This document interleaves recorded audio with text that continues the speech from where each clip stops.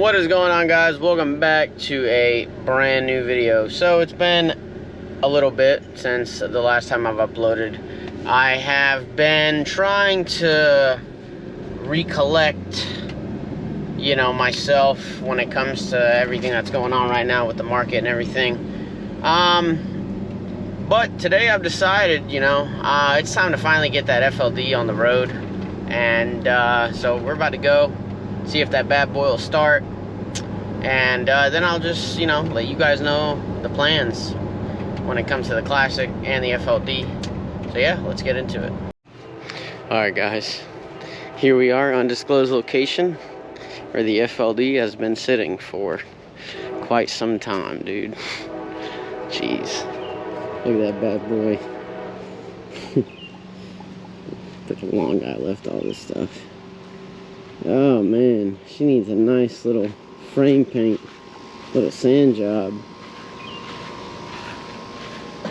Oh yeah, need to paint her up a little bit. Other than that, I think she'll start. So let's talk. Okay, first things first. First thing we're gonna do is we're gonna swap wheels and tires from the Classic, put it on the FLD. Okay. So we're going to be running this truck because as of right now, y'all know, with rising diesel prices and everything that's going on right now, the Classic is just not getting the fuel mileage that I need to be getting at this current moment in time. So yeah, that's what we're going to be doing first. And then obviously the steers are eating up on the Classic. So we're going to be getting new steers, and we're going to be putting those steers on this truck. I'm going to be going over the truck completely, you know, if it needs. I mean, the wheels and tires will be good because I'm going to buy some Michelins from Bennett. I can get those for about $1,200. So my dad runs normally all position steers, what he ran for 20 years. I mean, just looking at it, you can tell, I mean, the bushings are still all good, intact and everything. You know, he runs Centromatics.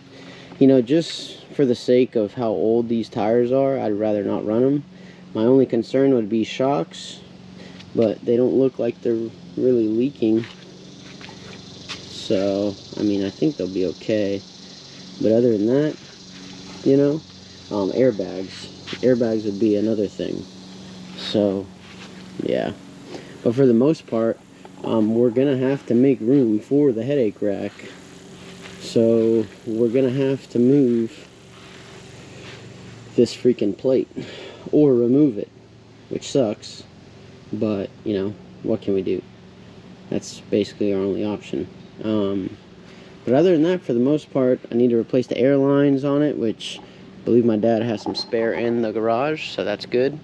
He told me that earlier.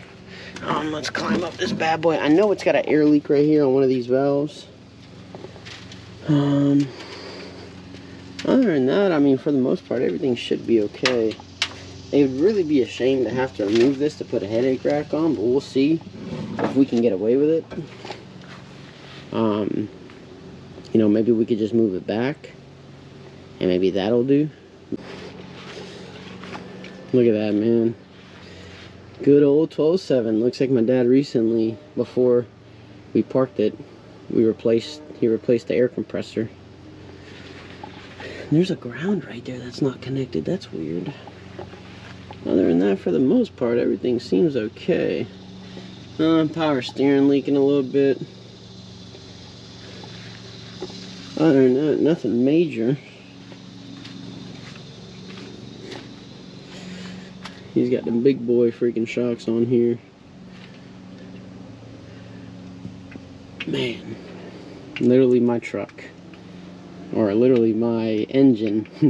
Just in a, you know, in a better truck. But this is a DDEC3, if y'all didn't know. So. And good news is, if the air dryer ever needs to be replaced, I have a spare one that's sitting in the Classic. So everything I'm just going to swap on over to this. So, alright, let's start her up. Alright guys, moment of truth. Look at this bad boy, man. A little deep cleaning won't hurt it, you know. I forgot which key it is. I believe it might be that one. Nope. It's gotta be this one. There she goes. Oh, there's spider webs everywhere. Holy crap. Okay. Ooh, look at that. Starts right up.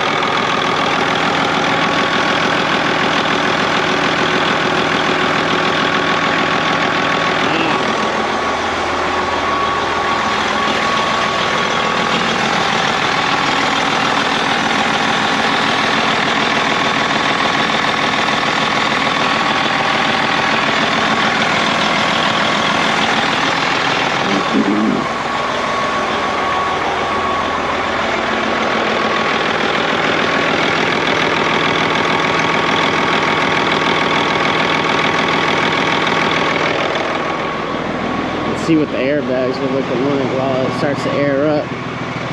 See if they got any dry rot.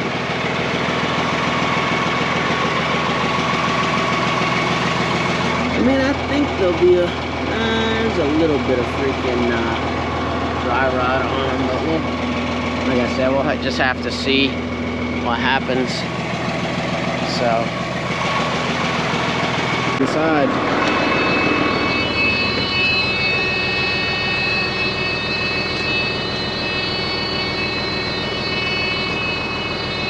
Spider webs everywhere, dude. Look at that, freaking 60 pounds. It's such a small sleeper, dude. That's crazy. Make sure the AC works in this bad boy.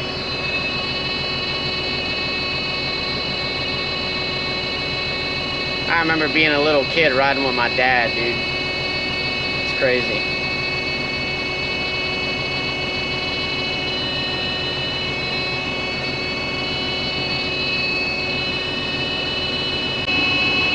Okay, well that's not good.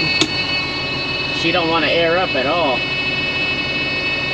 It doesn't want to build air pressure.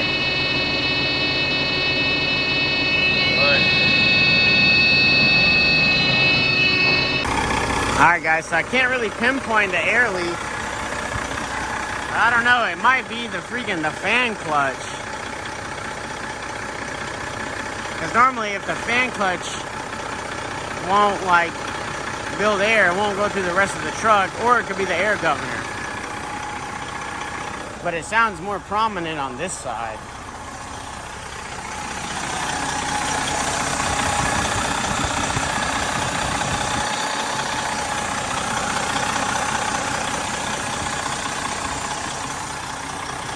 I don't know.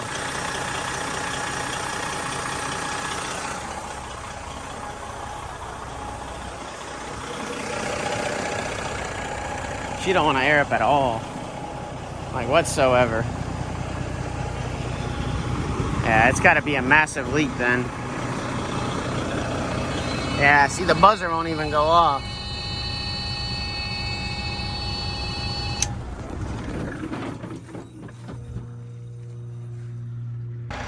Hey, big shout out to my man, FLD Life. I'm gonna put his link down below on the screen right here. He gave me some ideas, okay? He was like, you should check the air dryer to see if it's not stuck open. So I was like, stuck open? He was like, yeah, there should, like on the bottom, you know, you could push the thing closed. So I was like, okay, well, let me try. Well, the way my dad's is set up is completely different than mine. He has some like rubber hose. Let me show y'all. So right there. Right there, I pushed it up with my finger, right? And then I closed it completely, right? And I obviously had the what's it called? The fan clutch closed, or the fan clutch, the air line disconnected. And then it literally started building up air right away. So big shout out to him for helping me out. But then on top of that, what I realized, the freaking AC clutch is bad. So watch this. So as soon as I turn the AC clutch on, or as soon as I turn the AC on, yeah, you hear that? The freaking thing is stuck. So it looks like we're gonna, instead of needing a fan clutch, it looks like we might need an AC compressor and maybe even an air dryer. So, I mean, that's definitely still not bad, guys, if you ask me. It's all aired up. I'm gonna drive it back and forth a little bit to get her going. For the most part, everything in the back seems okay. There's no air leaks or nothing. There's an air leak on this little piece right here. I think it's right here or something like that. Yeah, there's a little bit of air leak right there, but other than that, man, she's good to go. So I'm gonna close this hood up and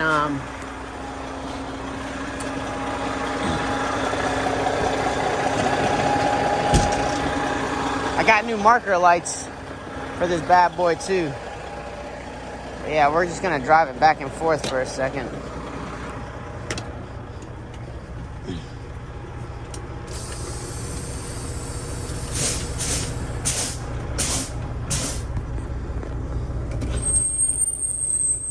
Ah, dang.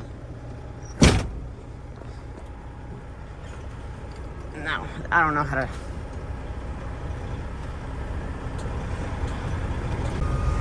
So you guys can see this thing has a basic gauge package, nothing crazy. Battery voltage. I think it's got a, yeah, it's got a turbo gauge, everything like that. But yeah, you can hear how smooth the dang thing runs. So